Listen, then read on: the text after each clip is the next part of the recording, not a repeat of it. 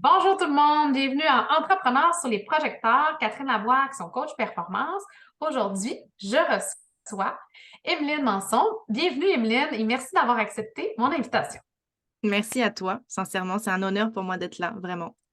C'est très gentil. Donc, Emeline, tu une compagnie qui fait de la formation et la prévention sur la fraude et la cybersécurité. Donc, j'aimerais que tu nous expliques, bien entendu, ta compagnie, mais de où est-ce que tu as décidé de te lancer dans ce beau projet-là de formation, puis on sait que c'est un sujet de l'heure. Donc, explique-nous un peu ton parcours, puis bien entendu, présente-nous ton entreprise. Avec grand, grand plaisir. Tu vas voir que l'entrepreneuriat m'est un petit peu tombé dessus, pour vrai. Je ne m'attendais pas à ça. Ça fait 2 ans maintenant, mais je suis très reconnaissante. Ça a été la meilleure direction dans laquelle j'ai pu aller. Petit historique pour te faire un petit contexte, puis tout le monde va l'entendre de toute façon, mon petit accent, que je ne viens pas du Québec, même si on m'a adoptée depuis 12 ans maintenant. Mais moi, je suis arrivée ici pour mes études à la toute base. Je suis venue étudier en criminologie. Donc, j'étais à l'Université de Montréal, puis moi, je voulais être un peu comme NCIS, tu sais, criminalité scientifique, police scientifique, criminalité, tatati tatata. C'est pas du tout ça, la crimino au Québec, by the way. C'est vraiment plus, moi, je le définis comme étant un psychologue pour criminels. C'est de la réadaptation, c'est de la compréhension du comportement criminel pour réadapter, réinsérer socialement un humain. Mais je me suis dit, ah, ok, c'est quand même intéressant. Je pensais pas, mais ça m'a quand même plu. Je me suis spécialisée plus en toxicomanie, en itinérance, dans ce type de problématiques et d'enjeux-là. Mais j'ai toujours été en prévention. Déjà à l'époque, j'étais vraiment en réduction des méfaits. Et quand je travaillais avec des personnes toxicomanes, c'était dans un optique de dire, anyway, les gens, tu peux pas les empêcher de consommer des drogues. Fait que autant comme leur mettre un espèce de cocon autour pour que le jour où est-ce qu'ils veulent arrêter, mais ils se retrouvent pas avec l'hépatite C, avec toutes sortes de maladies, puis plus de logement, puis ainsi de suite. Donc, beaucoup de la prévention. Mais là, c'était rough quand même. Tu sais, on va se le dire, je travaillais à Montréal, je travaillais de nuit, différents organismes communautaires, je me promenais beaucoup. Donc, c'était quand même costaud. Et j'ai décidé de retourner à l'école. Je savais pas trop quoi faire à ce moment-là. Pour te remettre en contact, c'était 2017, 2016. Je savais pas trop quoi faire. Je me dis, bon, ben, je retourne à l'école, mais pour faire quoi? Et là, c'est mon chum qui a trouvé sur Internet un certificat en cyber-enquête. Je suis comme, ah, le crime sur Internet, c'est fascinant. Ben, il y a juste moi pour dire que c'est fascinant, le crime sur Internet, mais je trouvais ça vraiment cool quand même. Et donc, j'ai fait ce certificat-là. Ça m'a ouvert deux portes à la suite de ça. J'ai eu la chance d'enseigner comme chargée de cours, puis j'enseigne encore. J'aime tellement ça, étudier et enseigner, parce qu'on étudie, même quand on est prof, hein, les étudiants nous challenge. Donc, ça m'a ouvert la porte d'être chargée de cours. Je donne 3 charges de cours actuellement à Poly. Et à l'époque, ça m'a ouvert aussi la porte du domaine bancaire. Où est-ce que je me suis un petit peu, je dis souvent, je me suis perdue dans le monde corpo, parce que moi, je suis une fille de communautaire à la base. Mais quand même, tu sais, j'ai trouvé ma couleur, j'ai trouvé ce qui me plaisait. J'étais à la Banque nationale au niveau des fraudes, au niveau des enquêtes. Donc, je me suis rapprochée de la cyber un petit peu plus.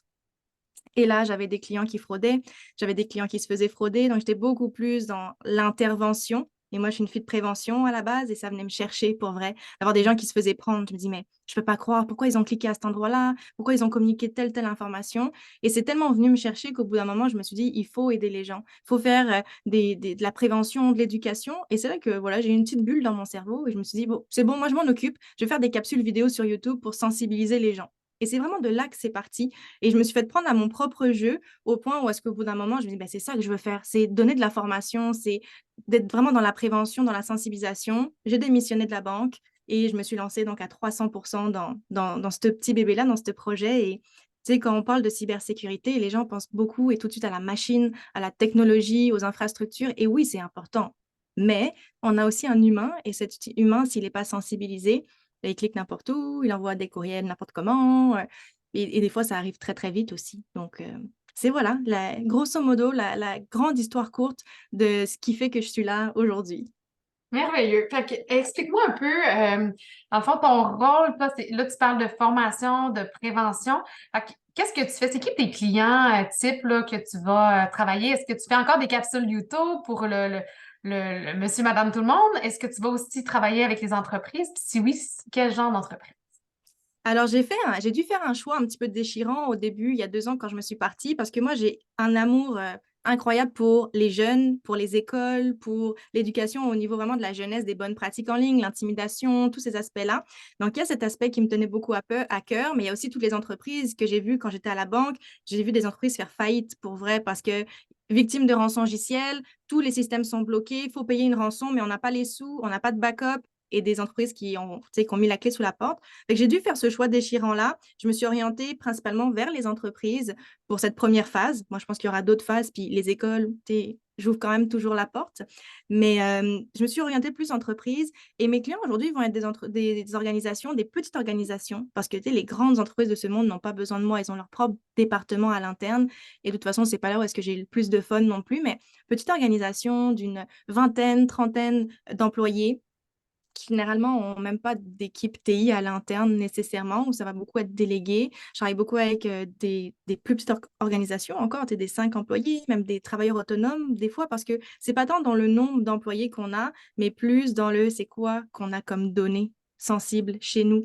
Donc, j'ai beaucoup travaillé avec, dans le domaine juridique, financier, les conseillers en sécurité financière, les avocats, les notaires, les comptables. Mais tu sais, je pense aussi des fois à des photographes. J'ai des amis photographes qui font, tu sais, des séances boudoir. Et je suis comme, hey, envoie pas ça par courriel à ton client, par exemple. Puis comment tu le conserves chez vous? C'est quand même des photos avec des gens qui sont un petit peu dénudés. Faut pas que tu perdes ça parce que les impacts vont être énormes, réputationnellement parlant.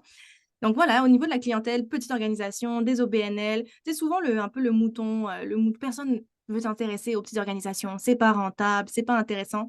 Mais moi, c'est là que j'ai du fun, puis il y a énormément de besoins aussi. Hmm, excellent. Ben, ça tombe bien parce que je pense que dans ma communauté, on en a quand même plusieurs, donc autant des grandes que des plus petites, fait que Mm. tu vas pouvoir envoyer ton message. À travers ton processus d'entrepreneur, tu sais, tu as pris quand même un grand risque. Tu sais, je dis souvent, on prend des risques le plus calculés possible. Ça serait quoi, à ton avis, le plus grand apprentissage que tu as fait? Tu sais, je parle de risque calculé, mais à travers tout ça, tu as fait des apprentissages, puis ça serait quoi, à ton avis, le plus grand apprentissage jusqu'ici que tu fait dans ton cheminement?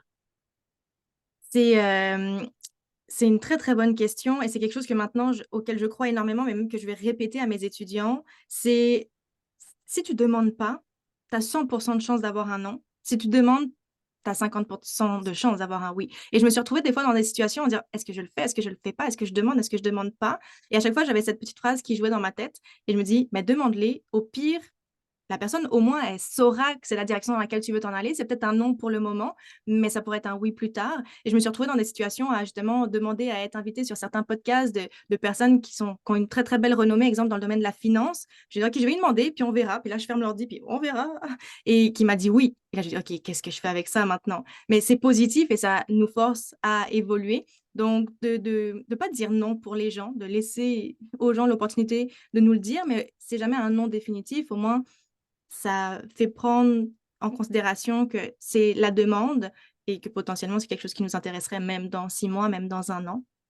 Donc, ouais, c'est beaucoup, beaucoup, beaucoup ce que je vois. Je pense que ce que tu envoies comme message, c'est bon pour tous les types d'entreprises. Tu sais, le message, tu sais, là, présentement, je suis en train de préparer un nouveau programme dans le domaine de la vente. C'est souvent ça. Tu sais, souvent, il faut qu'on attende, on attend, puis on se dit, ben, on a confronté toutes les objections, mais à la fin, tu as tout fait, puis tu ne poses pas la question ou tu ne vas pas Mm. vraiment vers la transaction. Puis, comme tu l'as dit, ben, tu as 100% de chance que ça soit non si tu ne poses pas la question, à moins qu'eux te la posent. C'est global. Ouais, Mais ouais. Mais il faut bon, pas trop attendre après les autres non plus. Des fois, il faut comme créer le momentum aussi.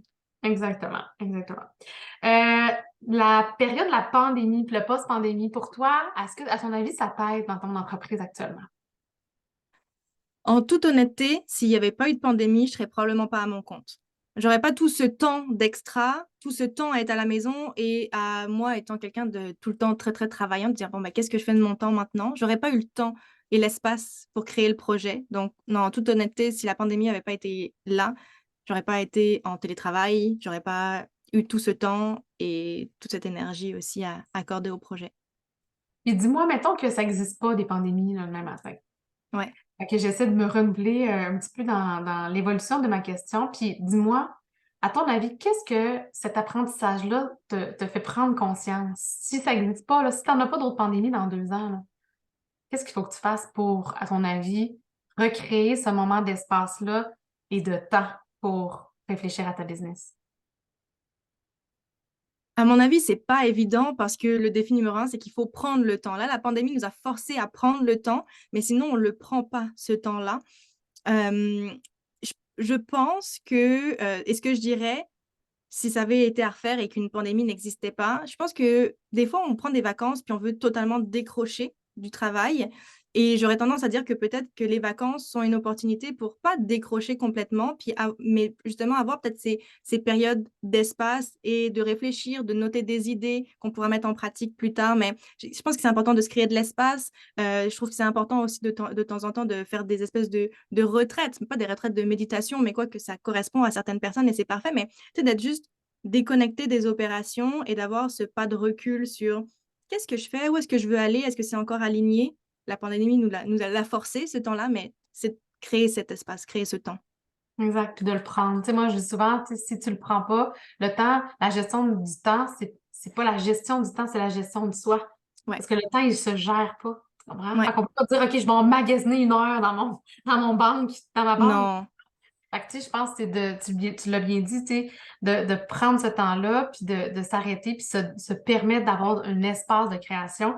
Je Puis pense que ça, ça faut le planifier d'avance parce que c'est pas la dernière minute que tu dis, oh tiens, j'ai un trou. Non, quand on a un trou, on va pas faire ça, on va faire d'autres choses. Moi, je sais que mes parents ont été entrepreneurs aussi, ont eu leur propre business. Puis mon père, il avait un rituel avec ses employés, c'est que chaque dernière journée du mois, on travaillait pas. Ça, c'était son rituel. Dernière journée du mois, on travaillait pas. Fait que c'est quelque chose qui m'a inspiré, moi, en me partant à mon compte. Et je prends pas la journée au complet parce que j'ai quand même des trucs à faire, mais je me prends des demi-journées. Donc, la dernière journée, la dernière demi-journée du mois, je prends pas de meeting, je fais rien, je prends du temps pour moi. Puis mes amis trouvent ça très drôle que, tu sais, ça s'appelle du me time dans mon calendrier, mais au moins c'est là et c'est bloqué. Je sais que visuellement, théoriquement, je devrais rien mettre à cet endroit-là. C'est pas toujours vrai que je le respecte, mais l'idée est là. Ah, j'adore ça.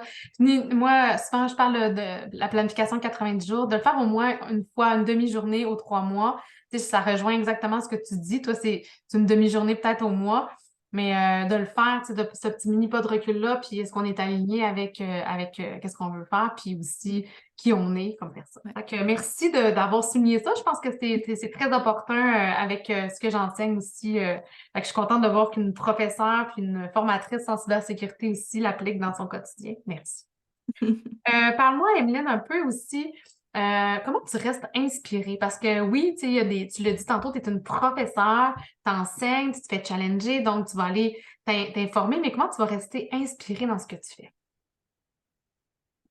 Tu m'aurais posé la question il y a un an, j'aurais eu une réponse différente parce qu'il y a un an, je consommais encore énormément, énormément de contenu, de développement personnel, de lecture, de livres. Mais j'ai l'impression, et tu me diras ce que tu en penses, hein, c'est quand même une conversation, mais au bout d'un moment, tu fais le tour de certains livres. Peut-être tu retrouves les mêmes concepts. Et c'est quand même intéressant de des fois avoir un petit refresh, un petit retour sur certains concepts. Mais au bout d'un moment, ça, c'est très répétitif.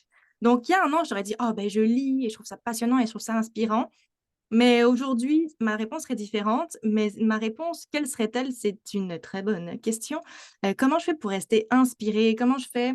Moi, je suis une fille qui carbure beaucoup aux objectifs. Je suis quand même quelqu'un de vraiment intense en termes de planification. C'est-à-dire que moi, tous les vendredis après-midi, j'ai un petit temps dans mon calendrier, j'ai un petit fichier Excel où est-ce que je traque, de dire, bon, ben, OK, mon objectif, c'est d'avoir tant de nouvelles personnes abonnées sur mon infolette, c'est d'avoir tant de reviews sur Google. Fait que je vais traquer ça à toutes les semaines pour voir où est-ce que j'en suis. Et ben, ça me motive. Quand c'est atteint, c'est motivant. Quand c'est pas atteint, c'est motivant aussi parce que c'est dire, j'ai des pistes d'amélioration potentiellement. Et là, je te parle, puis à côté de moi, j'ai un espèce de tableau qui me donne une vision des 3 prochains mois avec des post-it, c'est quoi les projets sur lesquels je veux travailler. Donc, c'est plus ça aujourd'hui qui me fait carburer. Mais d'un autre côté, j'apprécie aussi d'avoir des moments où est-ce que j'appelle être des lunes de miel. Tu sais, il y a certains moments où est-ce que ça va tellement bien dans ma business que je veux juste profiter. Je cherche pas à évoluer, je veux juste profiter de ce moment-là qui est agréable et que je veux pas que ça passe trop vite non plus. Tu sais, donc je vois vraiment tout ça par palier. C'est-à-dire, faut profiter des moments, mais après, il y en a d'autres où est-ce que là,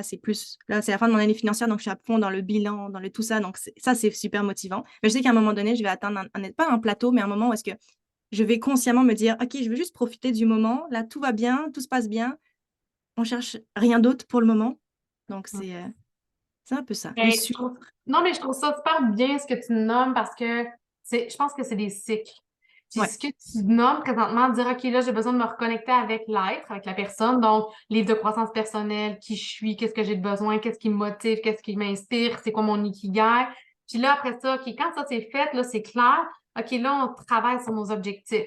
OK, là, je veux des KPI clés. Puis moi, je suis très dans ce volet-là avec mes clients, mais souvent, je dis, tu sais, l'autre petit morceau avant, il faut qu'il soit fait.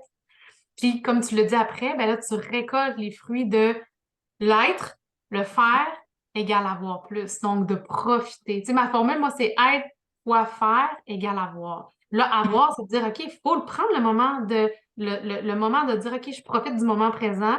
De, tu sais, tout le être fois l'avoir, le faire, qu'est-ce que ça me donne? Ben, Ouais. est-ce que j'ai plus d'éducation? Est-ce que je suis meilleure dans le vin? Est-ce que je profite de mes vacances pour aller en voyage? Est-ce que je vais passer du temps avec ma famille? Le avoir, c'est tout ça, c'est pas juste du matériel, puis c'est pas juste de l'argent dans le compte de banque. Fait que je pense que ce que tu nommes, c'est exactement le cycle d'un Mm. entrepreneur. Puis de rester inspiré, ben oui, il y a des moments, comme tu dis, que tu as besoin de croissance personnelle, d'autres moments que c'est plus focus objectif, tableau 80 jours. On dirait que tu as une coach, toi. T'as-tu une coach? Puis après ça, ben le avoir qui est de moment, puis d'en profiter, puis de le nommer, puis de dire, OK, c'est ça ma récompense. Tu sais, moi, souvent, c'est ça que je dis à mes clients. T'as bien beau pédaler, pédaler, pédaler, mais tu pédales pour aller où? Puis Ouais. quand t'es rendu, là, arrête-toi, contemple le paysage, amène-toi un petit lunch, mange-le, puis OK, Exact. on repart. Mais tu sais, prends le moment, là, t'as travaillé fort, t'as pédalé fort, t'as fait 50 kilomètres, t'as suivi ta vie. Là, t'es-tu déjà reparti pour en revenir 50 kilomètres? Non, enjoy the moment, tu sais. Exact. Ouais, Hey, merci. absolument. On dirait que vraiment qu'on a tout planifié notre échange, mais je trouve que tu envoies des beaux messages aux gens. Puis, à quelque part, tu sais, on voit que tu as une belle progression aussi comme entrepreneur. C'est super inspirant. Merci, Emeline. Merci à toi. J'aimerais ça que tu me partages aussi, est-ce que tu as des façons de travailler quand tu es en chaos? Tu sais, mettons, tu disais tout à l'heure, là, j'ai vécu là, les objectifs, là, mon Instagram, mettons, j'ai pas atteint mes objectifs. Puis là, à un moment donné, tu trouves que, OK, là, finalement, j'ai pas assez de clients à la fin du mois ou j'ai pas atteint l'objectif financier que je voulais. Puis là, tu vis un chaos qui est un peu semi-contrôlé. Qu'est-ce que tu peux faire ou quel truc pourrais-tu donner à quelqu'un qui vit une situation comme ça? Peux-tu me redéfinir ce que tu Un définis chaos comme étant un semi-contrôlé, chaos? là, c'est Ouais, tu vis une croissance présentement, tu es en entreprise. Des fois, tu sais, il y a des hauts, puis des fois, il y a des bas. Puis là, t'as les deux mains sur ton volant, mais des fois, t'es dans le gravier, là, puis c'est un petit peu difficile. Fait que qu'est-ce que tu fais ou ça serait quoi un conseil que tu pourrais donner quand tu vis un chaos semi-contrôlé? Donc, que tu vis une situation que, oui, tu es de la croissance, mais que t'es pas en contrôle de tous les éléments de ton entreprise. c'est intéressant parce que tu vois, c'est pour ça que je te demandais de reformuler pour voir l'attente de la question. Parce que moi, pour moi, un chaos, et ce que je vis plus au quotidien comme étant un chaos, c'est d'être tout le temps dans les airs, justement, puis de devoir gérer ce surplus. Mais Ouais. j'entends que toi, de ton côté, c'est Ouais. plus l'inverse, d'être plus dans un creux. Qu'est-ce qu'on fait avec ça? Euh, Moi, j'ai eu une peut-être mauvaise habitude au début quand je me suis partie en affaires, mais avec du recul, je me dis que ben, c'était bien finalement. Mais moi, j'avais beaucoup l'impression de quand mon agenda était vide, je faisais rien. Visuellement, mon agenda est vide, fait que pour moi, je fais rien, alors que des fois, tu te bloques du temps pour dire, ben, je travaille sur un dossier, mais pour moi, mon chum, je disais, ben, cet après-midi, je fais rien. Donc, même dans mon langage, je disais que je faisais rien, alors que je faisais des choses. C'est juste que j'associais ne pas être en meeting, ne pas être en contact avec des clients ou des collaborateurs ou peu importe, égal ne rien faire. Fait que quand j'avais l'impression que justement mon agenda n'était pas assez à plein et que je faisais rien et que c'était effectivement inconfortable au début, mais pour vrai, moi j'ai fait, dans la première année que je me suis partie à mon compte, j'ai fait au-delà de 500 cafés virtuels avec des gens différents. Où est-ce que je rencontrais du monde, pas dans une optique de me dire, je vais trouver des clients, il faut absolument que je trouve des clients, mais plus de dire, il faut que les gens sachent que j'existe dans une étape numéro un, que comprennent que je ne répare pas des ordis, mais que je fais de la formation. Mais aussi, moi, je vais avoir besoin de toute une équipe de soldats avec d'autres compétences complètement différentes, mais complémentaires aux miennes. Donc, je veux apprendre et me nourrir des gens. Donc, je pense que si on est dans un down comme ça, je pense qu'il ne faut pas focuser nécessairement sur faut faire du revenu, faut trouver des clients, mais plus de dire, OK, il faut que j'augmente peut-être plus la visibilité, la notoriété, puis c'est peut-être plus long à mettre en place, mais moi, je récolte aujourd'hui et je vois l'effet boule de neige que ces 500 rencontres m'ont amené.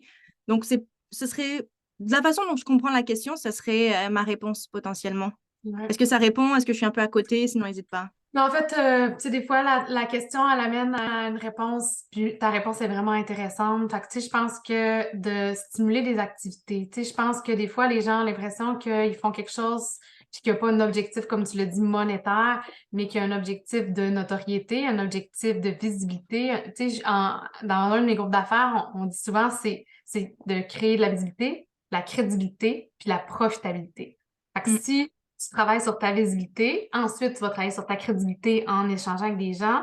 Puis après ça, ben, ça va t'amener la profitabilité. Mais si tu essaies de viser la profitabilité sans les deux autres éléments, ben, peut-être que tu vas avoir tout le temps à travailler, puis ça va être un peu plus de longue Ouais. haleine. Fait que, tu sais, moi, je pense que ce que tu amènes aujourd'hui, c'est un excellent, tu sais, je pense que c'est un excellent conseil aux entrepreneurs qui peut-être des fois peuvent manquer d'activité financière. Ben, stimulez votre agenda, faites d'autres rencontres, essayez d'élargir votre cercle d'affaires. Moi, je dis souvent, c'est donner, donner, donner. Si vous donnez un jour, ben, à un moment donné, vous recevrez. Peut-être pas de la personne à qui vous allez donner, mais vous allez donner d'une autre façon. Puis moi, je trouve que les cafés virtuels, comme tu dis, moi, c'est mes petits zooms avec toi comme aujourd'hui. Je Mm. trouve vraiment que ça m'apprend. Tu sais, tu m'as appris, tu m'as rappelé des concepts aussi que j'enseigne, puis que des fois, on oublie pour nous-mêmes. Puis tu m'enseignes sur ton domaine d'expertise aussi. Puis tu sais, tantôt avec tes exemples que tu donnais, j'étais comme moi, c'est vrai, j'ai pas pensé sur tel élément. Peut-être que je devrais sensibiliser mes clients, me sensibiliser mon associé dans tout ça. Donc, pour moi, d'avoir cet échange-là, je suis à la même place que toi, ça nous amène à valoriser notre temps, mais de la façon plus peut-être sur du long terme que sur Mm. du court. Mm. Fait que merci. En terminant, j'aimerais ça que tu me partages. Est-ce que tu as des quotes ou des citations qui t'inspirent ou que tu aimes partager? Ça peut être ta grand-mère, ça peut être de tes origines euh, étrangères. Peut-être que tu as des expressions que tu vas nous apprendre aujourd'hui. Est-ce que tu prends d'en partager une? Alors, c'est une expression que j'ai un peu repimpée un petit peu parce que je trouvais qu'elle avait une connotation un peu négative, mais moi, la citation, l'expression on n'a rien sans rien m'a suivi toute ma vie. Mon père, c'est quelque chose qu'il nous répétait tout le temps à mon frère et moi, on n'a rien sans rien. Mais je trouve quand même que c'est négatif, bah, ça a quand même une petite connotation négative. Et c'est quelque chose que j'ai repimpé en disant que on a tout avec tout. Et finalement, qu'il suffit juste de tendre le bras, d'aller chercher, ça vient pas nécessairement à nous, mais d'aller chercher et on a déjà tout ce qu'il faut autour de nous, il faut juste aller le chercher. Fait que c'est ça qui m'inspire souvent beaucoup. Puis il y a un autre élément, puis là je m'en rappelle pas, je m'étais pas préparée, mais c'était quelque chose qui disait comme quoi que la peur, c'est juste c'est un surplus d'excitation. Tu sais, quand on a peur, c'est qu'on ressent un surplus d'émotion, puis il y a quelque chose quand même de bien qui s'en vient en arrière. C'est juste une boule d'énergie et une boule pas négative, mais une boule de positif et d'excitation qui s'en vient et il faut comme l'écouter quand même et pas reculer nécessairement. Il y avait une expression comme ça, là. J'adore ça, tu me parles vraiment. Non, mais pour vrai, quand j'ai fait l'animation de la co-animation d'une émission, c'était Ouais, exactement ça. J'avais peur, mais je me disais, oh my God, mais tu sors de ta zone de confort quand tu as peur de quelque chose. ouais. Donc, tu vas amener nécessairement des résultats différents. Donc, tu vas vivre une nouvelle expérience, des nouvelles émotions, une nouvelle fierté par rapport à toi. Donc, j'adore la peur. C'est un surplus d'excitation, mais qui t'amène peut-être à atteindre un autre plateau, tu sais. Mm, mm. Bravo. OK, merveilleux, j'adore ça. Evelyne, en terminant, si on veut avoir un peu tes conseils ou on veut te retrouver, est-ce que tu as une plateforme de prédilection que tu préfères on te retrouve? Est-ce que c'est sur ton site web? Est-ce que c'est via tes courriels? Veux-tu nous nommer ton site web? Ben, mon site web, c'est cyclic.com, CY-clic, le CY de la cyber et le clic de l'action de la souris, finalement. Donc, cyclic.com. Mais tu posais la question tantôt. Oui, la chaîne YouTube est encore existante et est rendue, je pense, à une centaine de capsules vidéo, très, très courtes. Donc, toujours un Wow. format éducatif, vraiment partagé sans modération. Et LinkedIn, c'est vraiment la plateforme sur laquelle je publie 3 fois par semaine, toujours dans une optique d'amener la réflexion et de dire je fais ça depuis toujours, mais finalement, ça nous met à risque. Donc, toujours dans Ouais. cette optique-là. Excellent. Puis de t'abonner à ton infolette, moi je suis abonnée, puis ça m'amène Mhm. plein de beaux contenus. Donc, merci infiniment pour ton moment, ton temps aujourd'hui et bien entendu tes conseils qui sont vraiment judicieux et précieux pour tous les entrepreneurs, mais aussi les individus, parce que je pense qu'on a tous besoin de petits conseils de ce côté-là. Gros merci encore une fois pour ta confiance, pour ton temps et puis pour le beau rayonnement que tu nous donnes aussi. Je suis très, très reconnaissante. Merci infiniment. À très bientôt. Au revoir. Bye bye.